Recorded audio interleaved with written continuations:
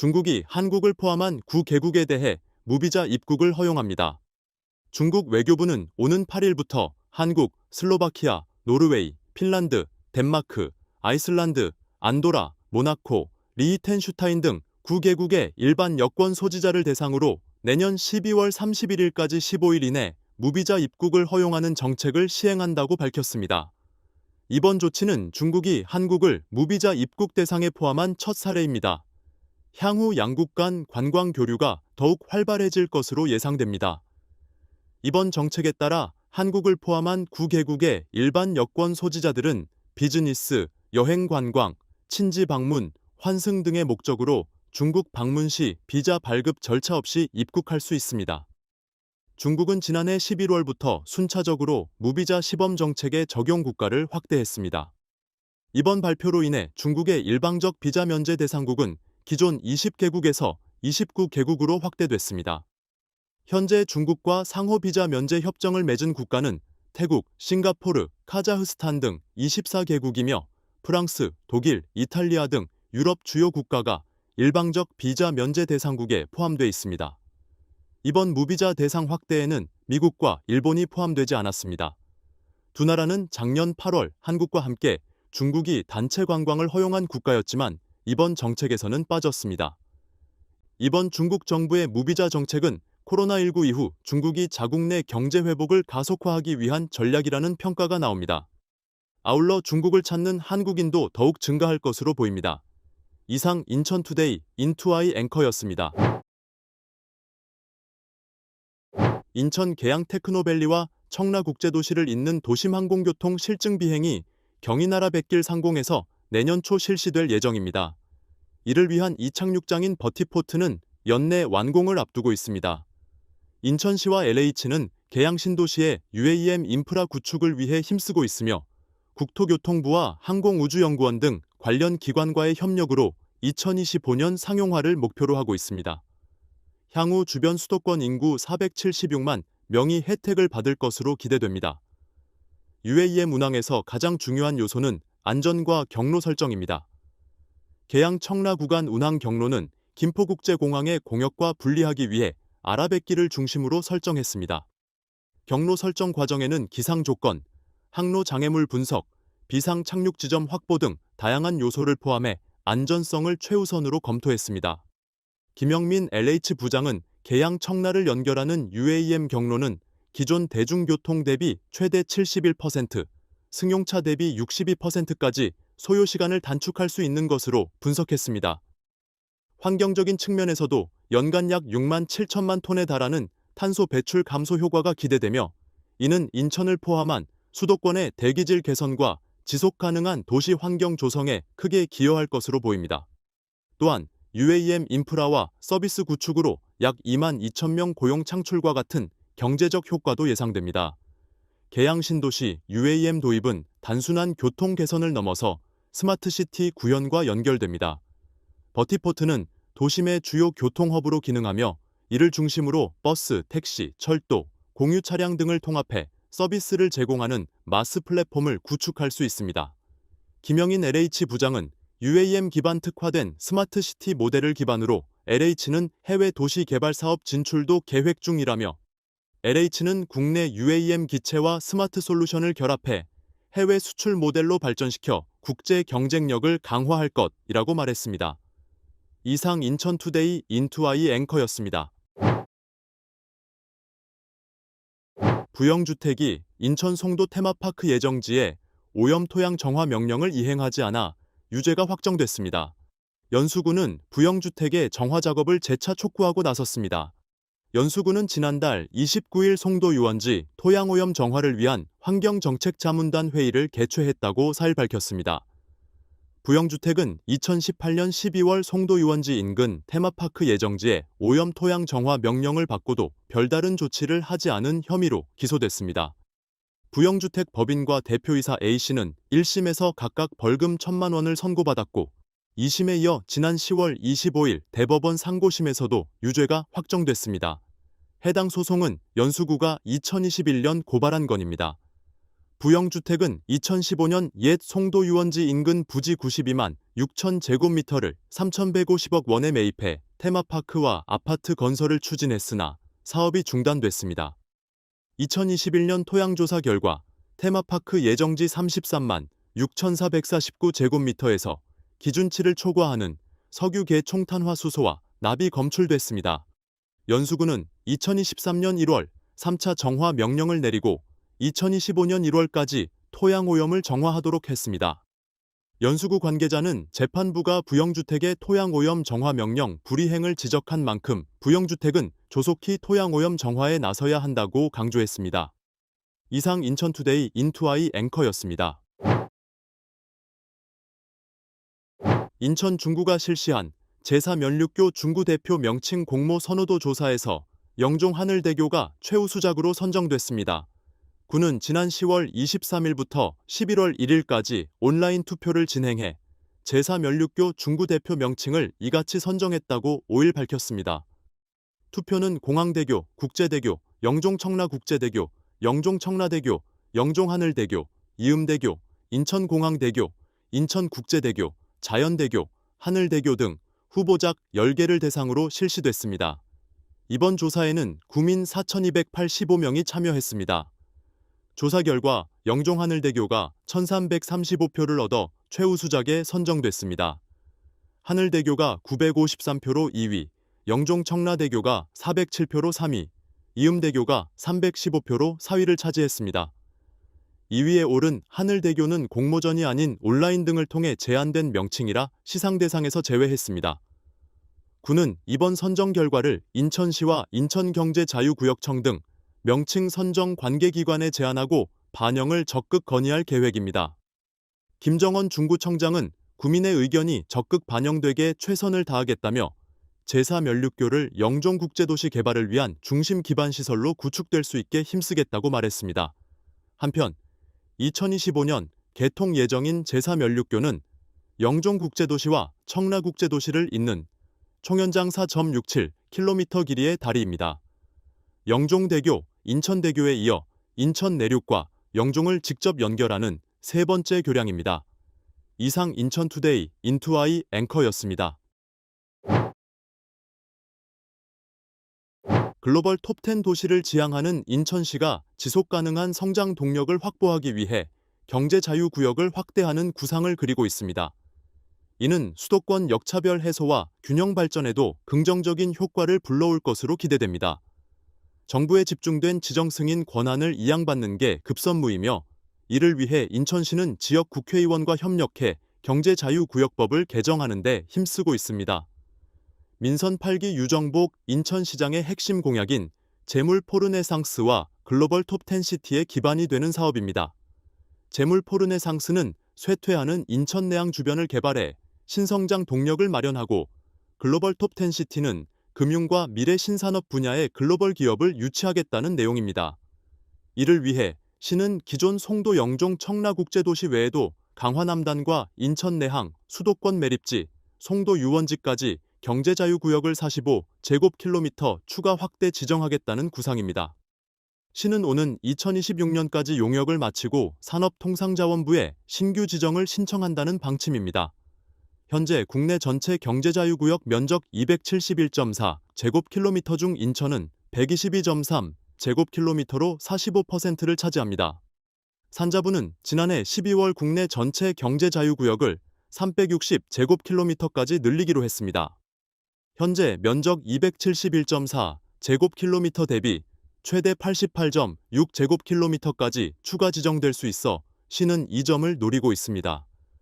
시가 추진하는 경제자유구역법 개정은 경제자유구역 지정과 개발계획 승인 권한을 산자부로부터 이양받는 게 우선 과제입니다.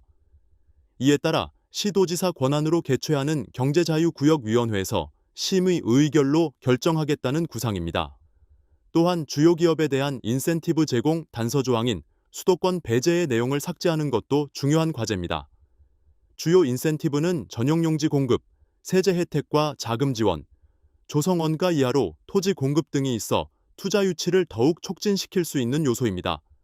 시는 지난해 11월부터 산자부와 경제자유구역법 개정을 논의했고 정부 입법을 건의했습니다. 이에 산자부는 법안 개정 시 기대 효과를 명확히 하고 비수도권 지자체의 반발을 설득할 수 있게 정책 보완이 필요하다고 조언했습니다. 시는 정부와 법 개정에 대한 공감대를 형성하기 위해 법안을 보완하고 인천 지역 국회의원들과 협의해 의원 발의로 개정안을 마련할 수 있게 동시에 움직일 계획입니다.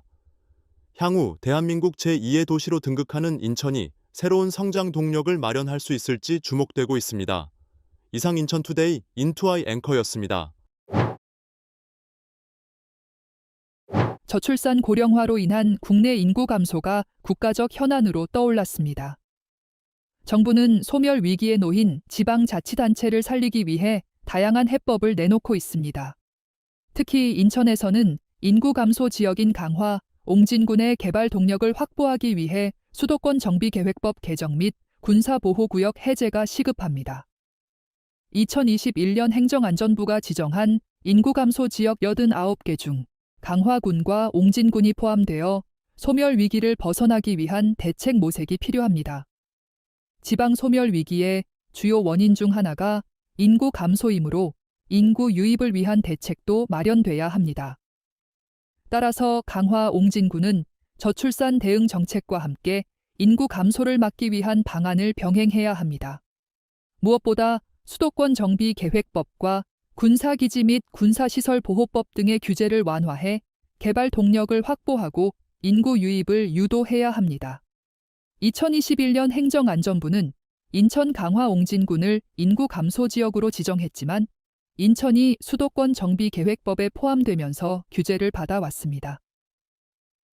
수도권 정비계획법은 인구와 산업의 밀집을 적정하게 배치하는 것을 목적으로 하지만 강화 옹진군은 인구 감소 지역임에도 불구하고 개발 행위가 제한되었습니다. 인천시와 강화, 옹진군은 이러한 규제가 지역 발전을 가로막는다고 주장하며 수도권에서 제외할 것을 요구하고 있습니다. 강화, 옹진군은 북한과 인접한 접경지로 군사시설보호법 등 중복 규제를 받고 있습니다. 군사시설보호구역으로 지정된 곳은 건축물의 신증축이나 용도 변경이 어려워 주민의 재산권이 침해되고 있습니다.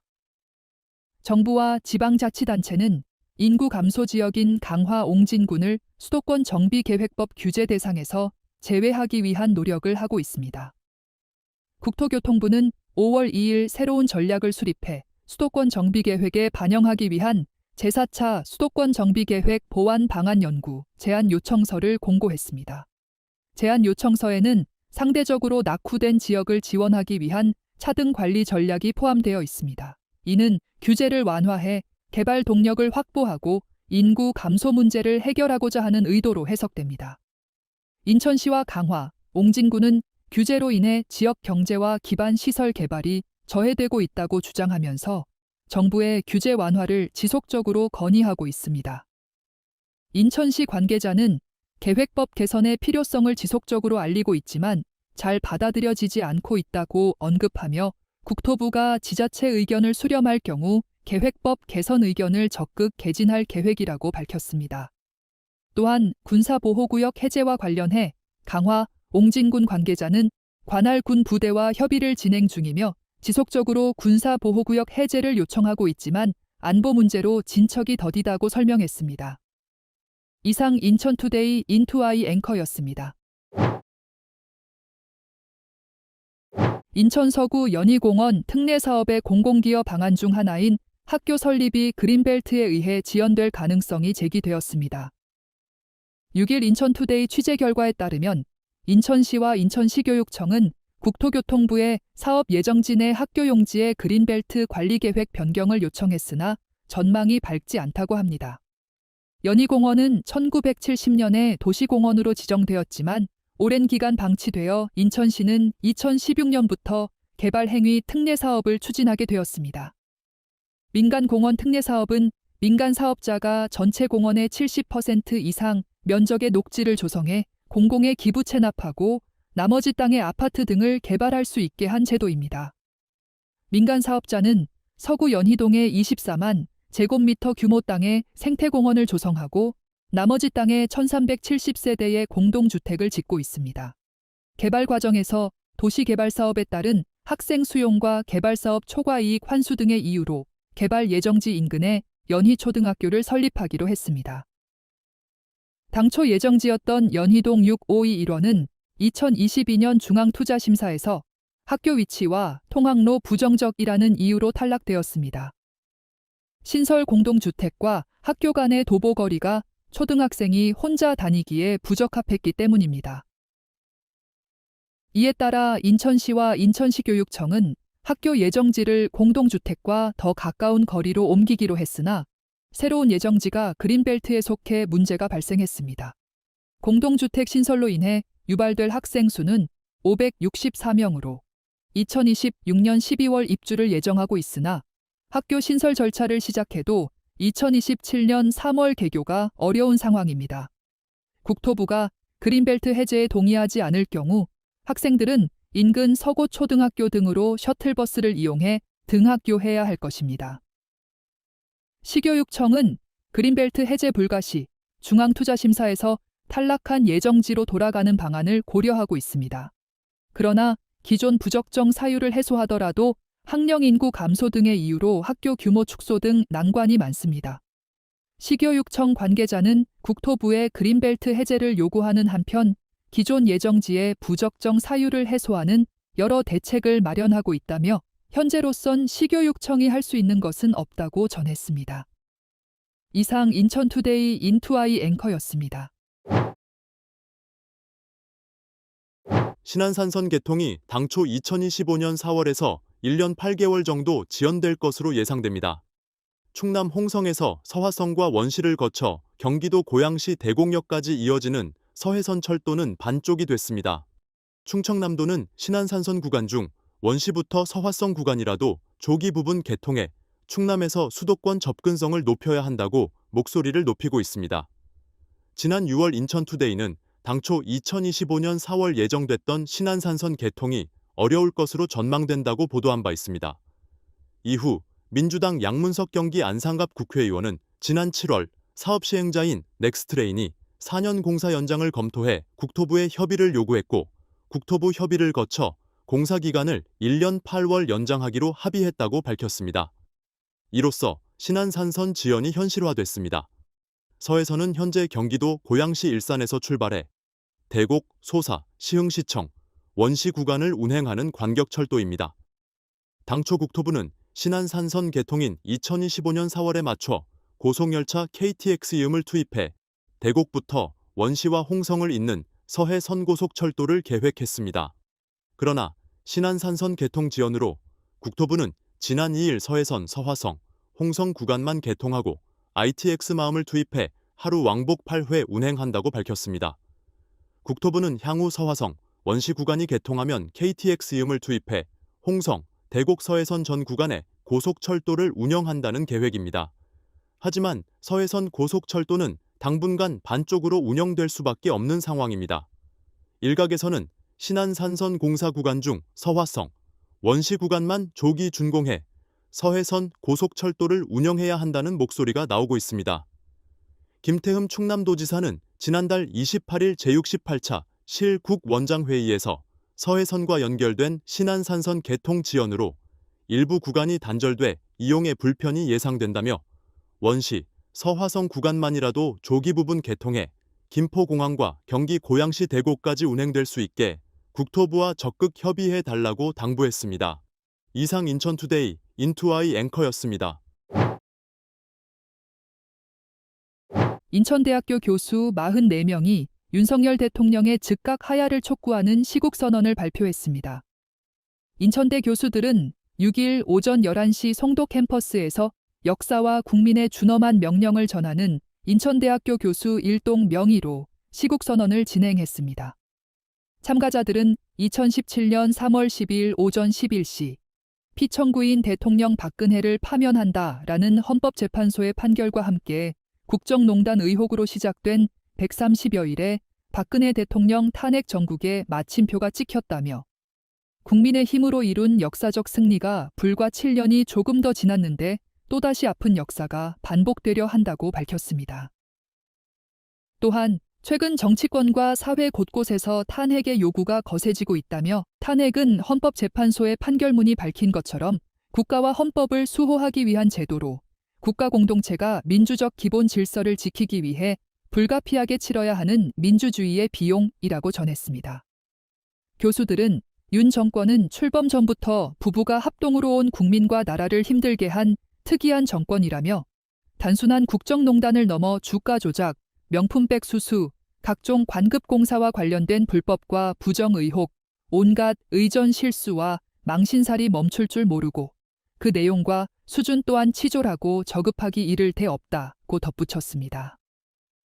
아울러 검사 윤석열은 박근혜에게 공천에 개입했다고 8년을 구형하고 2년형을 받게 했지만 대통령 윤석열은 공천 개입이 없다던 주장이 거짓으로 드러나자 자신의 공천 개입 논란은 당선인은 공직자가 아니라서 공천 개입이 성립되지 않는다는 파렴치하고 해괴한 논리를 펴고 있다며 이미 국가의 기강과 동력은 만신창이가 됐고 국민은 집단 우울증과 정치 혐오증에 신음하고 있다고 지적했습니다.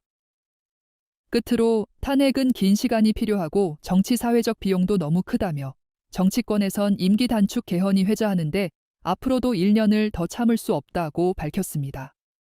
이어 국가와 민족에 대한 최고 공직자로서 마지막 봉사라 생각하고 본인이 결단에 즉각 하야하는 것이 그동안의 과오와 실정의 책임을 그나마 경감할 수 있는 유일한 길이라고 강조했습니다.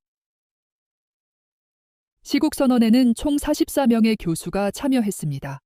한편 지난달 28일 가천대 교수노조가 시국성명서를 낸 데 이어 같은 달 30일 전국교수연구자협의회, 한국외국어대 교수 일동도 시국성명서를 냈으며 이달 5일에는 한양대 교수 51명과 숙명여대 교수 57명이 시국선언문을 발표했습니다. 이상 인천투데이 인투아이 앵커였습니다. 국토부가 인천 서구 검단 물류센터를 짓는 사업 시행자에게 물류센터 영업인가를 내줄 가능성이 높은 것으로 파악됐습니다. 이에 따라 최종 결정권은 서구가 갖게 될 것으로 보입니다. 6일 인천투데이 취재에 따르면 국토부는 서구 검단 물류센터 사업 시행자인 캔달 컨소시엄 부동산 투자회사에 대해 영업인가를 검토 중입니다. 국토부가 영업인가를 거부할 수 있는 법적 근거가 부족한 것으로 분석됩니다. 한국토지주택공사는 2022년 5월 인천 서구 당하동 1333번지 1원의 물류유통삼 시설용지 66,064 제곱미터에 지상 8층 규모 창고시설을 짓겠다는 캔달 컨소시엄을 우선 협상 대상자로 선정했습니다. 이후 캔달 컨소시엄은 국토부에 같은 해 리츠 영업인가를 신청했으나 검단 신도시 주민들과 서구 정치권의 반대로 인해 국토부가 인가를 보류하면서 계획은 잠정 중단된 상태였습니다. 부동산 투자법에 따르면 리츠 설립 후 1년 6개월 내에 영업인가를 받지 못하면 리츠는 해산해야 합니다. 이에 따라 캔달 컨소시엄은 설립한 리츠를 지난 4월 해산하고 재설립한 뒤 5월에 다시 영업인가를 신청했습니다. 부동산 투자회사 인가 및 등록 지침에 따르면 국토부 장관은 영업인가 신청을 받은 날로부터 20일 이내에 인가나 거부 의사를 표시해야 한다고 규정돼 있습니다. 그러나 국토부는 관계기관의 의견 협의 등을 이유로 검토 중인 것으로 알려졌습니다. 국토부가 캔달 스퀘어 리츠 운용주식회사에 보낸 공문을 통해 해산된 리츠와 동일한 사업 내용과 구성원으로 재설립된 경우 새 리츠와 해산된 리츠 간 연관성이 인정된다며 영업인가 검토 방침을 밝힌 것으로 확인됐습니다. 국토부 관계자는 아직 영업인가를 승인할지 반려할지 정해지지 않은 상태라며 관계기관의 의견을 듣기 위해 검토 중이라고 설명했습니다. 서구는 지난 5일 인천 검단 신도시 물류센터 건립 철회 입장을 밝히며 물류센터 건립 시 화물 트럭으로 인한 대규모 교통량 발생으로 주민 안전이 위협받고 교통체증, 소음, 분진, 매연 등으로 인해 주민 생활에 악영향이 예상된다고 전했습니다. 또한 해당 토지에서 300m 내에 초등학교가 위치해 어린이 통학 안전에도 위협이 될 것이라며 서구는 주민들의 우려에 공감하며 물류센터 대신 도시 균형 발전을 위한 시설이 들어서길 희망한다고 밝혔습니다. 이상 인천투데이 인투아이 앵커였습니다. 올해 3분기까지 인천국제공항 이용 여객 수가 코로나19 이전인 지난 2019년 대비 98%까지 회복한 것으로 나타났습니다. 향후 연간 여객 1억 명시대에 맞춰 올해 말 준공 예정인 4단계 건설 사업이 적기에 마무리됐다는 평가가 나오고 있습니다. 인천공항은 향후 항공 자유화 협정 국가 확대, 한국인 중국 방문 비자 면제 등 여객 유치 가능성이 높아지고 있습니다. 이에 따라 바로 5단계 건설 사업에 돌입할 필요성이 제기되고 있습니다. 인천국제공항공사가 발표한 항공운송 실적 자료에 따르면 올해 3분기 국제선 여객 수는 총 5,220만 명으로 집계됐습니다. 이는 연간 여객 실적 역대 최다를 기록했던 지난 2019년과 같은 기간 5,315만 명과 비교했을 때 98.2%에 이르는 회복률입니다. 올해 3분기 실적을 보면 인천공항 이용객은 1,816만 명으로 역대 최다를 기록했습니다. 기존 3분기 최다 기록은 2019년 1,792만 명이었습니다. 이런 추세라면 올해 인천공항 전체 이용객은 역대 가장 많았던 2019년 7,117만 명을 넘을 것으로 전망됩니다. 코로나19 대유행 이후 인천공항 여객 회복세는 가파릅니다. 일본과 미주, 동남아, 유럽 등 대부분 노선에서 이미 최다 실적을 달성했고 중국 노선의 회복세도 눈에 띄게 나타나고 있습니다. 올해 9월까지 인천공항의 중국 노선 누적 이용객은 753만 명으로 2019년 같은 기간 1,013만 명 대비 74%에 달합니다. 이에 지난해 8월 중국 정부는 자국민의 한국행 단체 관광을 허용했으며 이달부터는 중국을 방문하는 한국 여권 소지자에 대한 비자 면제 조치를 시행했습니다. 이러한 영향으로 올해 말이면 중국 노선 회복률이 80%에 이를 것으로 예상됩니다. 중국 노선은 최대 항공시장입니다. 코로나19 이전인 2019년 기준 전체 여객 7,117만 명 중 1,358만 명이 중국에서 출발한 것으로 단일 국가 지역 가운데 가장 높은 비중을 차지했습니다. 중국 항공시장 수요가 커질수록 인천공항에는 긍정적인 호재가 됩니다. 2025년 인천공항 4단계 건설 사업이 완료되면 연간 여객 1억 600만 명을 처리할 수 있는 능력을 갖추게 됩니다. 또한 향후 영종 청라 제3연륙교, 영종 신도 서해평화도로 제2공항철도와 GTX-DY자 노선, 백령공항 등 인천공항을 잇는 주요 교통 인프라도 조성될 예정입니다. 따라서 인천공항공사는 오는 2030년 연간 여객 1억 명을 훨씬 뛰어넘어 포화 상태에 이를 것으로 예상하고 있습니다. 결국 인천공항 5단계 건설 사업의 착수 필요성이 제기되고 있습니다. 5단계 사업은 제3 여객터미널과 제5활주로 건설이 핵심이며 완료될 경우 여객 1억 3천만 명을 처리할 수 있습니다. 스마트 항공 여객 처리 기반까지 갖추면 1억 6천만 명까지 가능할 것으로 보입니다.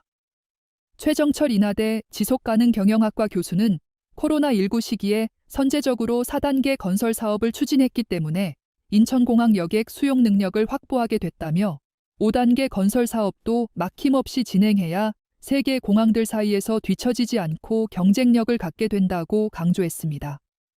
이상 인천투데이 인투아이 앵커였습니다.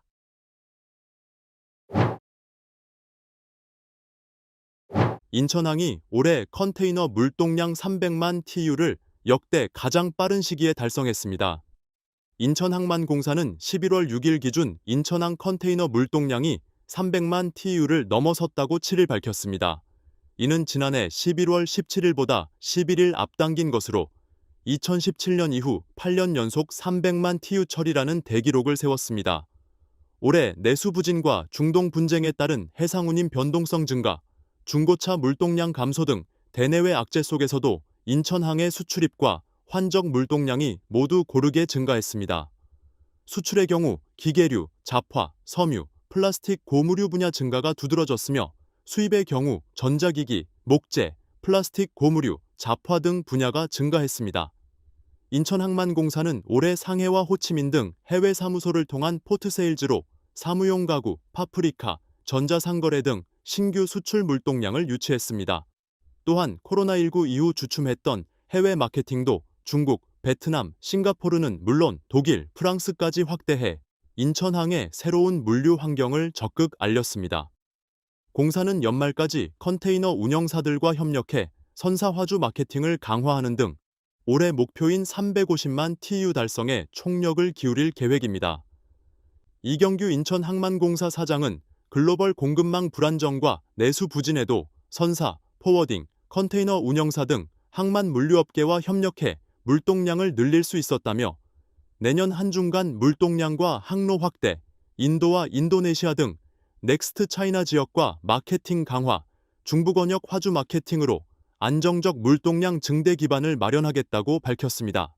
이상 인천투데이 인투아이 앵커였습니다. 도널드 트럼프 전 대통령이 제47대 미국 대통령에 당선되며 그의 백악관 재입성으로 러시아 우크라이나 전쟁 종식 여부가 큰 관심사로 떠오르고 있습니다. 트럼프 전 대통령은 대선 기간 동안 러우 전쟁을 끝낼 수 있다고 여러 차례 공언한 바 있습니다. 현재 우크라이나는 영토의 20%를 잃은 상황으로 전쟁이 이대로 종료될 경우 최악의 결과를 맞이할 우려가 큽니다. 게다가 트럼프 전 대통령의 당선으로 미국의 우크라이나 지원이 축소될 가능성이 커지면서 북대서양조약기구 또한 지원 여부를 논의할 전망입니다. 폴란드는 미국 대선 전부터 우크라이나의 지원 요청에 소극적 태도를 보여왔습니다. 러시아 매체 이즈베스티아에 따르면 우크라이나와 폴란드는 최근 군사 지원 문제로 갈등을 겪고 있습니다. 볼로디미르 젤렌스키 우크라이나 대통령이 러시아 미사일 요격 지원을 요청했으나 폴란드는 이를 거부했습니다. 지난 4일 폴란드의 크시스토프 가우코프스키 부총리는 언론 인터뷰에서 우크라이나가 폴란드를 전쟁에 끌어들이려 한다며 폴란드가 장비 기부와 난민 수용 등 다방면으로 지원했음에도 감사를 받지 못했다고 지적했습니다. 라도스와프 시코르스키 외무장관 또한 폴란드의 기여가 가장 크지만 우크라이나는 양국 관계 개선 의지가 없다고 불만을 토로했습니다. 반면 젤렌스키 대통령은 폴란드가 약속한 미그 29 전투기를 인도하지 않았다며 폴란드가 인색하다고 비판했습니다. 이즈베스티아는 시코르스키 장관의 발언을 인용해 다음 주 열리는 나토 회의에서 폴란드의 러시아 미사일 요격 지원 여부가 논의될 예정이라고 보도했습니다. 러시아 국제 보도 전문 채널 러시아투데이는 우크라이나가 폴란드의 전쟁 참여를 부추기고 있다며 폴란드 및 다른 나토 국가들이 젤렌스키 대통령의 요청을 수락할 경우 나토 회원국의 안보에 위협이 될 것이라고 경고했습니다. 한편 도널드 트럼프 당선인은 대선 승리 연설에서 24시간 내에 러우 전쟁을 끝낼 수 있다는 주장을 재차 밝혔지만 구체적인 계획은 아직 공개하지 않았습니다. 이상 인천투데이 인투아이 앵커였습니다.